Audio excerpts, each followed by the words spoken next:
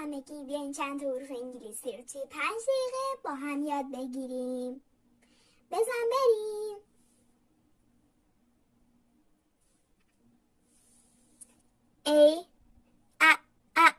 apple apple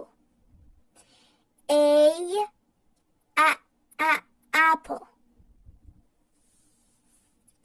apple میشه سیب. پس اپل چی میشه؟ آفرین، میشه سیب. ای صدای چی میده؟ آفرین. بی ب ب بی ب ب بی صدای چی میده بچه ها؟ آفرین، صدای ب میده. بی ب ب بال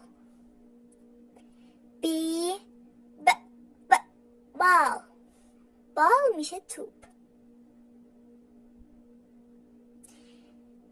این چی شد بچه ها؟ آفرین، بی صدای چی میده؟ آفرین، ب بال چی میشه بچه ها؟ آفرین، میشه توپ. سی س س سی س س cat سی س س cat cat میشه گربه. سی صدای چی میده بچه ها؟ آفرین، صدای س س cat معنیش چیه؟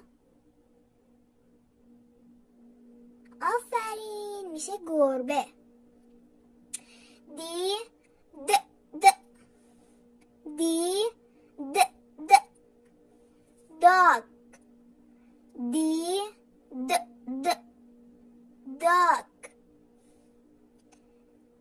بچه dog یعنی چیه؟ یعنی سگ. دی صدای چی میده بچه ها؟ آفرین، صدای د. dog یعنی چی؟